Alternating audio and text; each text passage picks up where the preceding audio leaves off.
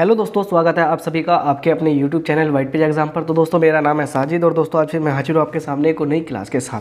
दोस्तों आज हम बात करते हैं जो हमारा क्लास 10th का जो साइंस का पेपर हुआ है। दोस्तों जो हमारा 10th का साइंस का पेपर हुआ है, दोस्तों आज इस पेपर के बारे में हम बात करेंगे। इस पेपर की मैं आज आपको आंसर की दूंगा।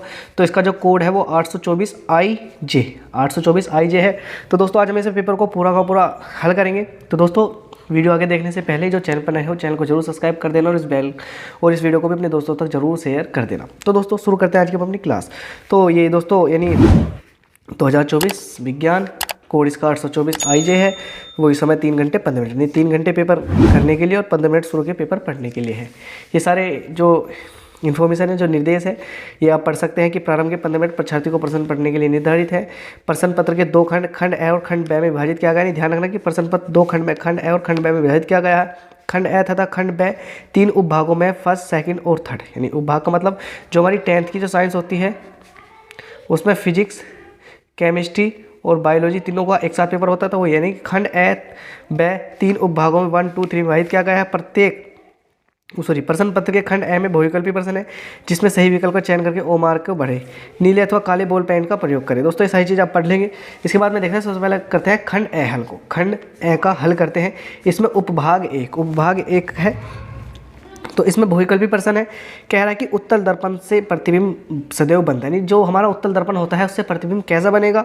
वक्ता केंद्र तथा फोकस के बीच, वक्ता केंद्र तथा अनंत के बीच, ध्रुव तथा फोकस के बीच, या कहीं भी बन सकता है और वस्तु की स्थिति पर निर्भर करता है। तो दोस्तों इसका सी वाला ऑप्शन सही हो जाएगा, ध्रुव तथा फोकस के बीच। ध्रुव तथा फोकस के बीच। दोस्तों अब चलते हैं अगले पेज पर।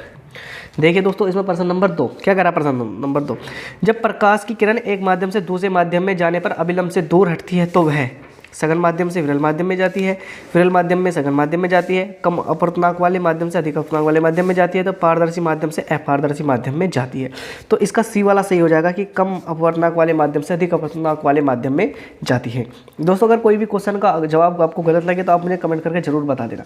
अगला क्वेश्चन, प्रश्न नंबर 3, एक उत्तल लेंस की फोकस दूरी 15 सेंटीमीटर है। इससे 30 सेंटीमीटर की दूरी पर स्थित वस्तु का प्रतिबिंब बनेगा।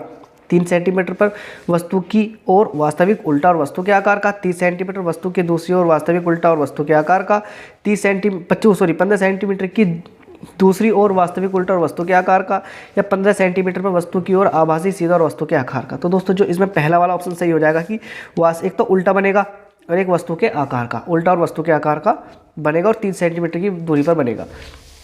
अगला क्वेश्चन, प्रश्न नंबर 4 क्या कह रहा? जब श्वेत प्रकाश एक प्रिज्म से गुजरता है तो निर्गत प्रकाश में प्रिज्म के आधार से दूरस्थ प्रकाश का रंग कौन सा होता है? सबसे दूरस्थ कौन सा रंग होगा? तो दोस्तों ध्यान रखना, लाल, पीला, बैंगनी और नीला। तो दोस्तों ध्यान रखना इसमें बैंगनी वाला हमारा ऑप्शन नंबर डी सही हो जाएगा। अगला, एम्पियर सेकंड मात्रक होता है। एम्पियर सेकंड मात्रक होता है विद्युत ऊर्जा का, विद्युत वाहक बल या आवेश का, या विद्युत धारा का। तो एम्पियर सेकंड जो होता है वो किसका होता है? विद्युत ऊर्जा का मात्रक होता है। अगला क्वेश्चन, एक सेल से R1 तथा R2 दो प्रतिरोधों के 2 तार समांतर क्रम में जोड़े जाते हैं। यदि उनमें प्रवाहित धाराएं क्रम से I1 व I2 एवं प्रति सेकंड उत्पन्न उष्माएं क्रम से H1 तथा H2 है तो उष्माओं का अनुपात होगा आज H1 बराबर H2 बराबर R2 R1। तो दोस्तों जिसमें पहला वाला ही हमारा ऑप्शन सही हो जाएगा, पहला वाला ही ऑप्शन सही हो जाएगा। अब देखते हैं दोस्तों अगले क्वेश्चन की तरफ। प्रश्न नंबर हमारा 7वां क्या कह रहा? चुंबकीय क्षेत्र की तीव्रता का मात्रक है। दोस्तों आप इसका जवाब मुझे कमेंट बॉक्स में देंगे, है ना? आप कमेंट में जरूर बता देना, जिसको भी पता हो, जिस बच्चों को पता हो, जिसका जवाब कमेंट बॉक्स में जरूर देवे। प्रश्न नंबर 8, मीथेन का संरचना सूत्र होता है। जो मीथेन होता है उसका संरचना सूत्र पूछा कि उसका संरचना सूत्र कैसा होता है? तो दोस्तों ध्यान रखना, जो हमारा मेथेन होता है, दोस्तों जो हमारा मेथेन होता है वो इस तरह से होता है। यानी मेथेन का सूत्र होता है CH4 और जो मेथेन की संरचना बनेगी यानी एक कार्बन से 4 हाइड्रोजन। तो दोस्तों हम इसके चारों तरफ एक हाइड्रोजन लगा देंगे। तो कौन सा हुआ ऑप्शन नंबर? ये वाला तो नहीं है दोस्तों, ये वाला भी नहीं है, ये वाला भी नहीं है, और ये वाला ऑप्शन इससे बिल्कुल सीधा मैच कर रहा था, ये वाला ऑप्शन सही हो जाएगा। इसके बाद में अगला क्वेश्चन कह रहा है कि निम्नलिखित में समजातीय श्रेणी कौन सी है? कौन सी समजातीय श्रेणी कौन सी है?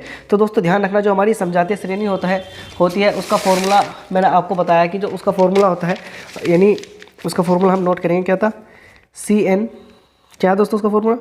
CnH2 CnH2n+2 CnH2n+2 यानी इस तरह से इसका फॉर्मूला होता है। और दोस्तों अगर हम इस वाले फॉर्मूले के अनुसार बनाए तो हमारा यानी तीसरा वाला दोस्तों, सॉरी तीसरा नहीं दोस्तों, हमारा दूसरा वाला ऑप्शन सही हो जाएगा। क्योंकि अगर हम यहाँ इस वाले फॉर्मूले n बराबर 1 रखेंगे तो जहाँ हमारा वो है वहाँ 1 रख के देखिए, यानी C1H 2 गुना 1 प्लस 2, तो C तो 1 का 1 रहेगा, H 2 गुना 1 में 2 एकम 2 और 2 में 2 जोड़ेंगे तो क्या रहेगा H4 C, तो ऐसे हम लिख सकते हैं CH4 लिख सकते हैं, नहीं लिख सकते, और CH4 हमें पहले वाले ऑप्शन में मिल रहा। दूसरा वाला n बराबर अब की बार 2 रख के देखें, n बराबर 2 रखेंगे, फॉर्मूला क्या है CnH2n+2, तो C का C H की जगह सॉरी n की जगह 2 रखना पड़ेगा, H का H 2 की जगह 2, कोई निशान नहीं तो गुना का निशान, n की जगह 2 और +2, तो C2H 2 दूनी 4 4 2 6। दोस्तों ये वाला ऑप्शन हमें मिल रहा, तो हमारा कौन सा हो जाएगा, बी वाला ऑप्शन बिल्कुल सही हो जाएगा।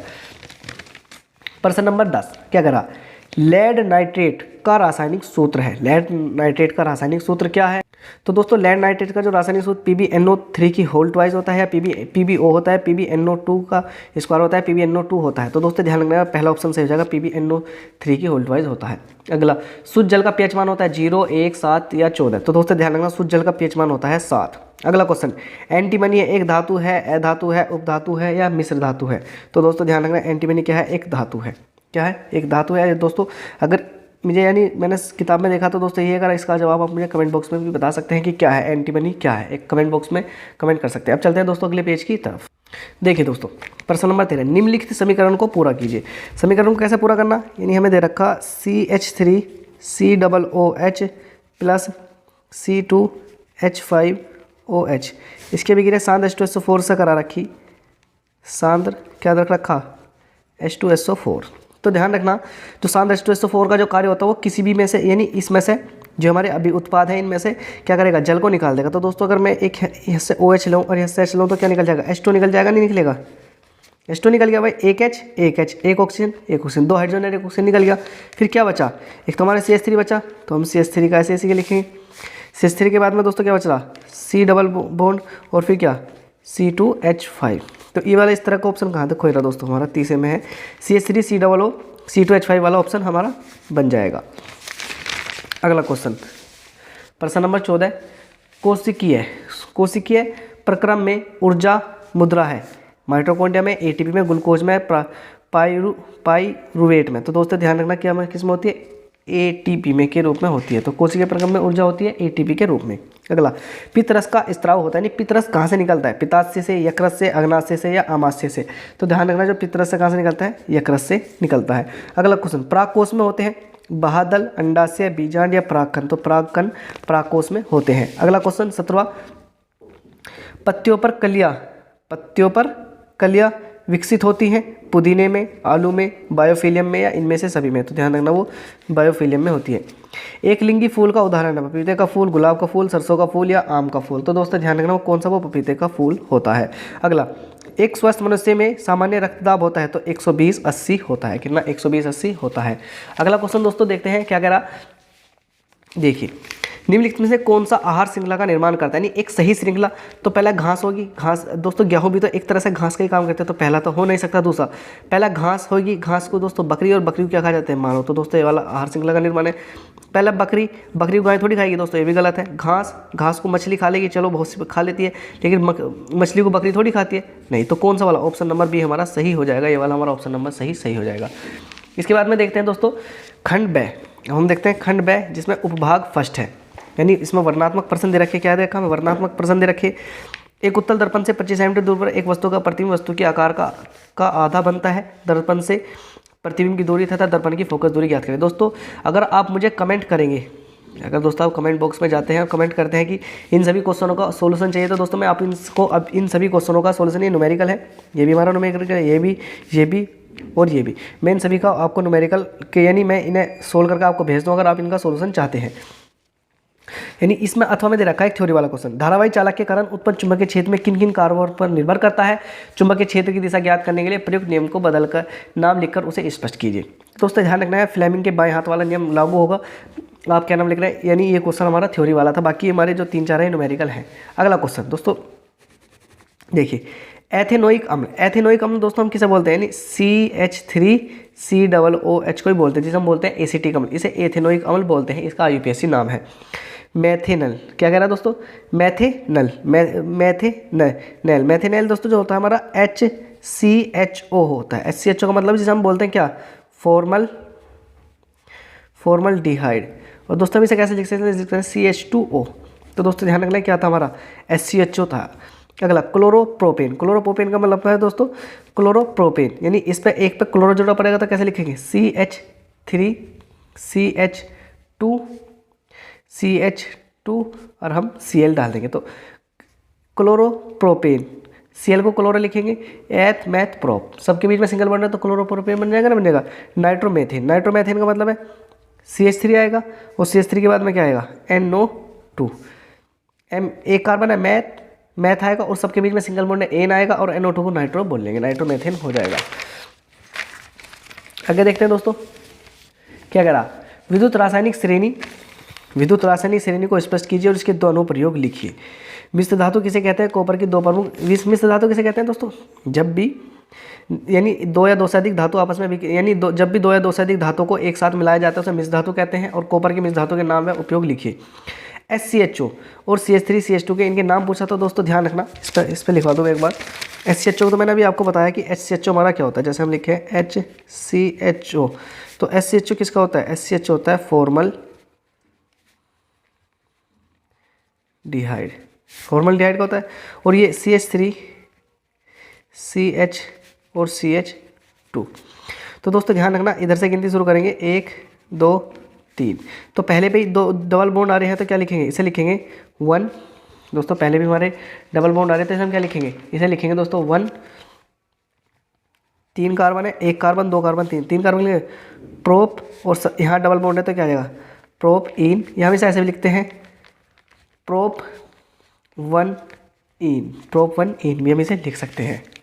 अगला क्वेश्चन कह रहा कि कार्बन की संयोजकता पर संक्षिप्त टिप्पणी लिखिए। दोस्तों ये भी आसान करें, बेकिंग पाउडर या खाने का सोडा का रासायनिक नाम अनुसूची लिखकर बेकिंग पाउडर को गर्म करने पर क्या होता है दोस्तों ये लिखिए। या अथवा में दे रखा दोस्तों, निम्नलिखित पर संक्षिप्त टिप्पणी लिखिए। द्विविस्थापन अभिक्रिया, उदासीनीकरण अभिक्रिया, योगात्मक अभिक्रिया। दोस्तों अब भाग 3 शुरू होता है जिसमें हमारे आता है बायोलॉजी वाला पोर्शन। एक तंत्रिका कोशिका न्यूरॉन की संरचना का नामांकित बने तथा इसके कार्यों का वर्णन कीजिए। लिंग गुणसूत्र से आप क्या समझते हैं, मानव में लिंग निर्धारण की प्रक्रिया को समझाइए। उत्पादक तथा उपभोक्ताओं में 4 अंतर लिखिए। दोस्तों मानव हृदय की मानव हृदय मानव के दिल की अनुदैर्ध्य काट का नामांकित चित्र की सहायता से मानव हृदय की संरचना का वर्णन कीजिए। दोस्तों ये नहीं करते तो हाथ में दे रखा मानव के मादा जनन तंत्र का संक्षिप्त वर्णन कीजिए। ये सारे क्वेश्चन आपका पेपर था दोस्तों। इसके बाद ये सारा इंग्लिश वाला पोर्शन शुरू हो जाता है। तो दोस्तों ये था हमारा जो कक्षा 10th का जो पेपर आया है 2024 में दोस्तों वो। तो आई होप कि आपको ये समझ में आया होगा। और दोस्तों अगर आपको कोई गलत लगा तो आप मुझे कमेंट बॉक्स में ज़रूर बता सकते हैं। तो दोस्तों मिलते हैं बहुत जल्दी एक और नई क्लास के साथ। तब तक वीडियो देखने के लिए आप सभी दोस्तों का दिल से धन्यवाद।